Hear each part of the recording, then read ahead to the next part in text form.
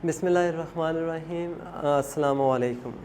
Dear students, आज हम जो डाइवर्सिटी एमंग एनिमल्स का जो चैप्टर्स काफ़ी दिनों से हमने स्टार्ट किया था, उसमें जो ग्रुप्स पढ़े हैं वो बेसिकली क्या थे, इनवर्टिब्रेट्स।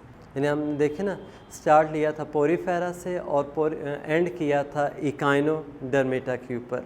और मैंने कहा था ये जो 8 फाइला हैं, ये 8 जो है ना, उनको कलेक्टिवली हम क्या नाम देते हैं, इनवर्टिब्रेट्स का।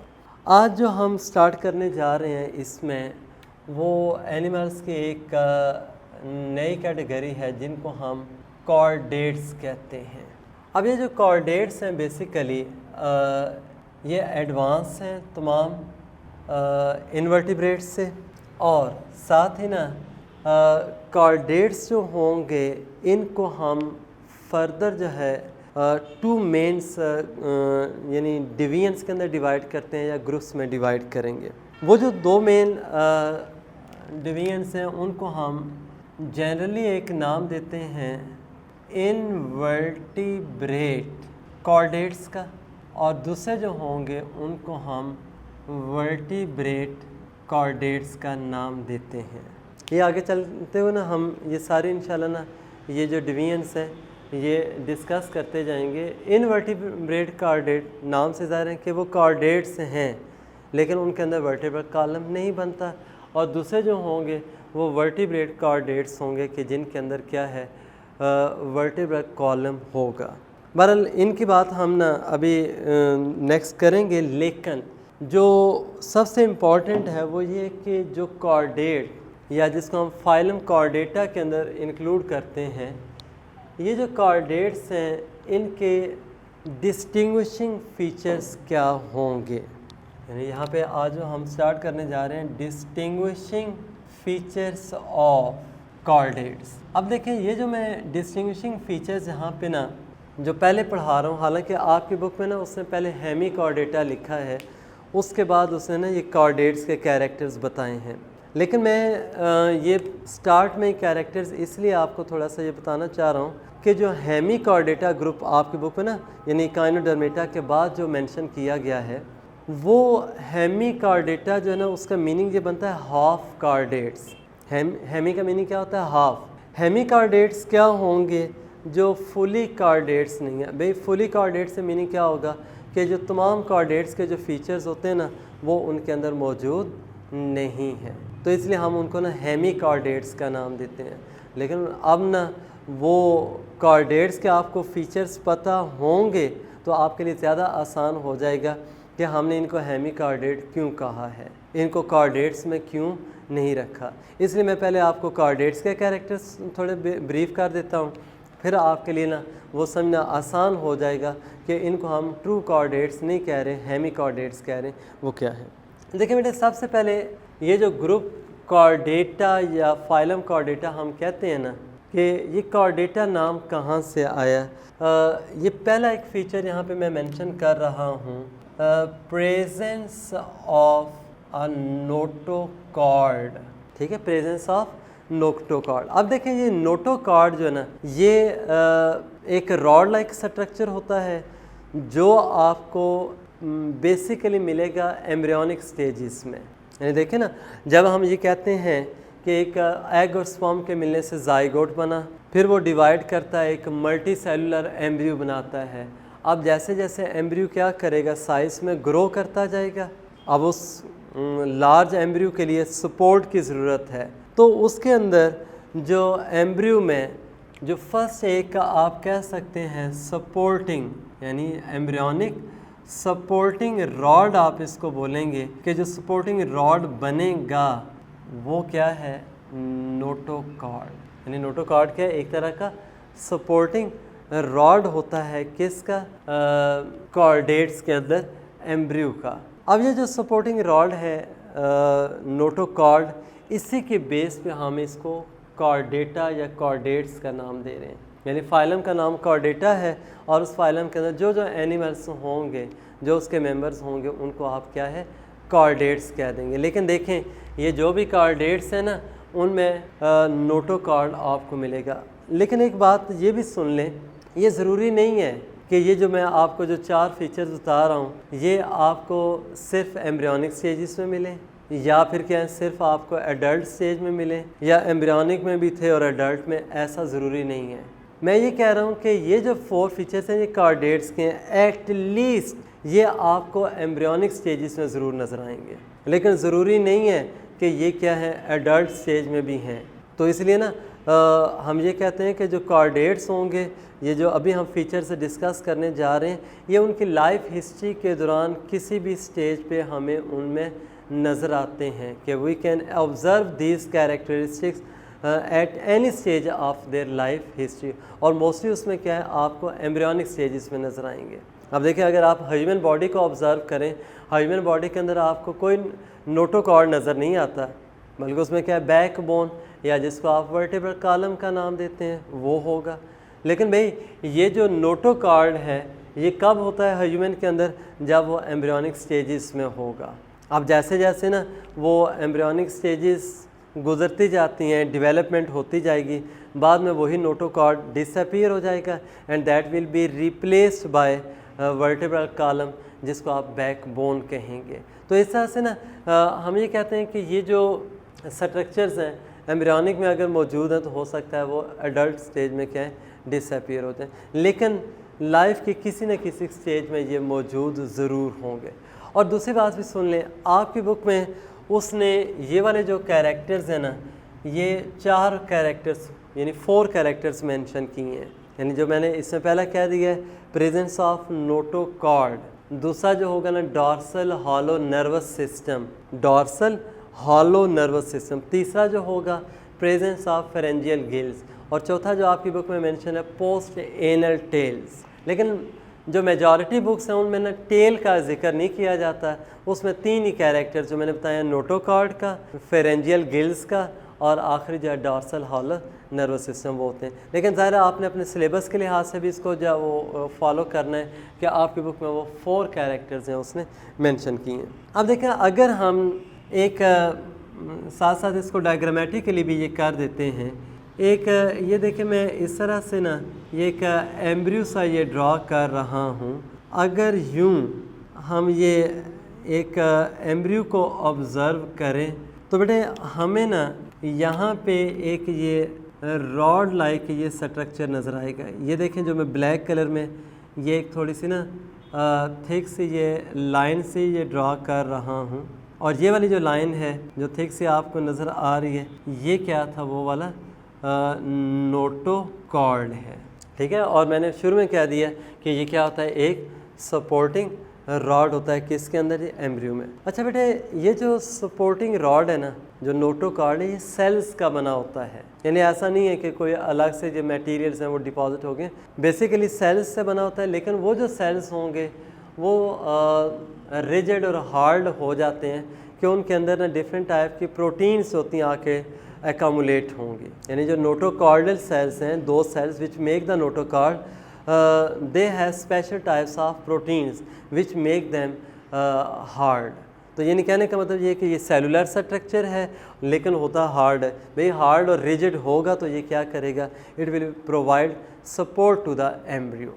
अब जो सेकंड आ जाता है कैरेक्टर वो क्या है जी, dorsal hollow nervous system, dorsal hollow nervous system. अब देखें ये जो डॉर्सल हॉलो नर्वस सिस्टम है नाम से ज़ाहिर है कि ये डॉर्सल साइड पे होगा, और मैंने आपको जब वो पहले ही बताया हुआ है कि माउथ ओपनिंग वाली जो बॉडी की साइड होती है वो वेंट्रल होती है, माउथ से जो अपोजिट होगी वो क्या होगी, डॉर्सल साइड। तो अब देखें ये जो नर्वस सिस्टम बनता है ना एम्ब्रियो के अंदर, ये देख लो जैसे मैंने ना ये ब्रेन शो कर दिया, और इसी तरह से ये देखें ब्रेन से आगे ना ये मैं इस तरह से एक ये रॉड लाइक स्ट्रक्चर ये लेके जा रहा हूँ जस्ट लाइक दिस। यानी ये क्या था, ये ब्रेन है और ये क्या होगा स्पाइनल, हाँ जी कॉर्ड, और ये दोनों जो होते हैं ना अंदर से हॉलो होते हैं, ब्रेन भी अंदर से हॉलो है और जो स्पाइनल कॉर्ड है वो भी क्या होगा, हॉलो होगा, और ये दोनों मिल के क्या करेंगे, they will make the dorsal hollow nervous system.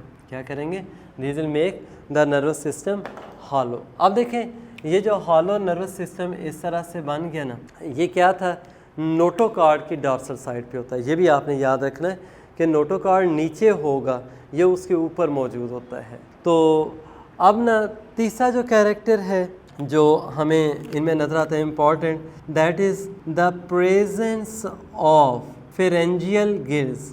क्या था जी, प्रेजेंस ऑफ फेरेंजियल गिल्स।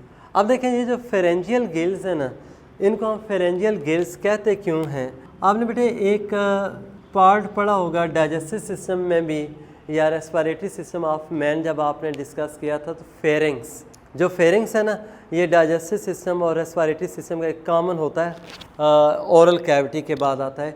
यानी जो नेज़ल कैविटी है भी वहीं पे ओपन होती है फेरिंग्स में, और जो माउथ कैविटी है वो भी वहीं पे ओपन होगी। अब ये जो फेरेंजियल गिल्स की जो टर्म मैंने यूज़ की है ना, असल में ये फेरिंग्स के साथ ही ये कनेक्टेड होती हैं। इनको हम ना गिल स्लिट्स भी कहते हैं, ठीक है। ये छोटी छोटी से पाउचेस सी होती हैं, डीप होती हैं, और ये चूँकि फेरेंजियल कह रहे हैं ना, तो ये फेरिंग्स के साथ कनेक्टेड होंगी। ये किसके साथ कनेक्टेड है, फेरिंग्स के साथ। इसलिए हम इनको क्या नाम देते हैं कि these are the pharyngeal gills. अब ये जो फेरेंजियल गिल्स हैं, ये यानी आपको जो है वो ह्यूमन के केस में भी नज़र आएंगी। और इसके मैं आपको एग्जांपल इस तरह से दे देता हूँ कि ह्यूमन के अंदर ना ये एम्ब्रियोनिक स्टेजेस में जब अपीयर होती हैं तो बाद में आहिस्ता आहिस्ता क्या होंगी, ये डिसअपीयर। लेकिन आपने ना मैट्रिक लेवल पे एक पढ़ा था टॉपिक ईयर के स्ट्रक्चर का, उसमें मिडल ईयर एक आपने पार्ट पढ़ा होगा, और मिडल ईयर से ना एक ट्यूब जिसको आपने नाम दिया था यूस्टैकियन ट्यूब का। क्या नाम देते हैं आप उसको, यूस्टैकियन ट्यूब। तो ये जो यूस्टैकियन ट्यूब होती है वो हम ये कहते हैं कि that is the remnant. Remnant का मीनिंग क्या होता है, बाकियात में से है, कि जो गिल स्लिट्स होती है ना, या गिल पाउचेस जो थी एम्ब्रियोनिक स्टेजेस में, वैसे तो वो ख़त्म होंगी हैं, लेकिन एक यूस्टैकियन ट्यूब बाकी रह गई है, जो बेसिकली क्या है, वो रेमिनेंट है, बाकियात है कि इनकी गिल स्लिट्स की। और ये देख लें, हम ये कहते हैं ना, हमारा जो कान है वो हमारे थ्रॉट यानी गले के साथ जो होते हैं वो लिंक्ड हैं, वो यूस्टैकियन ट्यूब के थ्रू हैं। और यूस्टैकियन ट्यूब जो होती हैं वो गिल से बनी है, और गिल्स को हमने क्या नाम दिया था, फेरेंजियल गिल्स का। इसका मतलब क्या हुआ, ये फेरेंजियल गिल्स या गिल स्लिट्स का होना जो है ना, ये भी क्या होगा, कॉर्डेट का एक कैरेक्टर होगा। अब ना यहाँ पे जो फोर्थ वन है जिसको हम नाम देते हैं पोस्ट एनल टेल का। अब देखें ना, आपने ये पढ़ा हुआ है कि जो डाइजेस्टिव सिस्टम होता है उसकी जो ओपनिंग है उसको हम एनस का नाम देते हैं, कि डाइजेस्टिव सिस्टम की जो ओपनिंग होगी वो क्या है, एनस। पोस्ट का मीनिंग क्या होगा, आफ्टर, यानी बाद में। अब देखें, अगर ना यहाँ पे मैं वो ओपनिंग शो कर देता हूँ, अगर ये एनस है तो एनस के बाद ये पोर्शन आ रहा है ना, ये वाला, ये टेल वाला, तो इस वजह से आप इसको क्या है, पोस्ट एनल टेल का नाम देते हैं। और ये जो टेल होगा तो ये हमेशा क्या इज़ार है, एनस जो होती है बॉडी का पोस्टीरियर एंड होगा, वहाँ पे होती है, तो पोस्ट एनल टेल जो आपको पोस्टीरियर एंड पे नज़र आएगी। और ये देख लें, ये टेल वाला जो फीचर है ये ह्यूमन के अंदर भी मौजूद होता है, लेकिन बाद में टेल जो होती है आहिस्ता आहिस्ता डिसअपीयर हो जाएगी। इंशाल्लाह हम सेकेंड ईयर में पढ़ेंगे ह्यूमन का ना, जिस वक्त आप देखते हैं स्केलेटल स्ट्रक्चर, तो जो टेल के लिए जो होती है ना वर्टिब्री, कॉकेजियल वर्टिब्री, ये मैं वहाँ पे आपको पढ़ाऊँगा, तो वो टेल की वर्टिब्री ह्यूमन के अंदर मौजूद हैं। लेकिन एम्ब्रियोनिक स्टेजेस में क्या होती है, टेल विजिबल होगी, बाद में क्या होगी, वो डिसअपीयर हो जाएगी। अब देखें, ये वो बेसिक फीचर्स हैं जिनकी बेस पे आप क्या करेंगे, कॉर्डेट्स को जब वो डिफ्रेंशिएट कर सकते हैं या उनको डिस्टिंग्विश कर सकते हैं अदर जो एनिमल ग्रुप, एनिमल किंगडम के जो मेंबर्स हैं उनसे। अब ना, जो मैंने जैसे शुरू में बोला था कि ये जो कैरेक्टर्स हैं ये ज़्यादातर आपको एम्ब्रियोनिक स्टेजेस में मिलेंगे, लेकिन ज़रूरी नहीं कि ये सिर्फ एम्ब्रियोनिक में है, उनमें कुछ ऐसे होंगे जिनमें क्या होगा, एडल्ट स्टेज में भी होते हैं। अब मिसाल के तौर पे देखें, डॉर्सल हॉलो नर्वस सिस्टम हमारे अंदर मौजूद है। जैसे आपने मैट्रिक लेवल पे पढ़ा हुआ है ना कि स्पाइनल कॉर्ड के अंदर स्पाइनल कैनाल होती है, अंदर से वो हॉलो है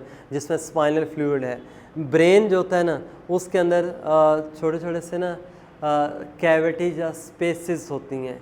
अब उन कैविटीज़ या स्पेसेस को हम ना ब्रेन वेंट्रिकल्स का नाम देते हैं, जिनके अंदर CSF आपने पढ़ा था, जिसको आपने नाम दिया था सेरिब्रो स्पाइनल फ्लूइड का।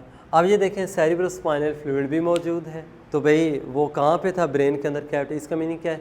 ब्रेन भी जो क्या है अंदर से हॉलो है। हाँ, हमारी बॉडी में नोटोकॉर्ड नज़र नहीं आता, वो एम्ब्रियोनिक स्टेजेस में होता है, but later on it is replaced by vertebral column. तो लेकिन आगे चल के हम ना जैसा ये कॉर्डेट्स के डिटेल पढ़ेंगे उसमें फिशेस की बात आएगी। तो फिशेस के ना कई ऐसे जब वो मेंबर्स हैं या फिशेस के कई ऐसे एग्जांपल्स आपको मिलेंगी जिनके अंदर आपको नोटोकॉर्ड जो वो थ्रू आउट लाइफ भी नज़र आएगा। यानी ये वो नहीं होता कि सिर्फ एम्ब्रियोनिक स्टेजेस में, वो थ्रू आउट लाइफ भी आपको मिलेगा। क्या जी?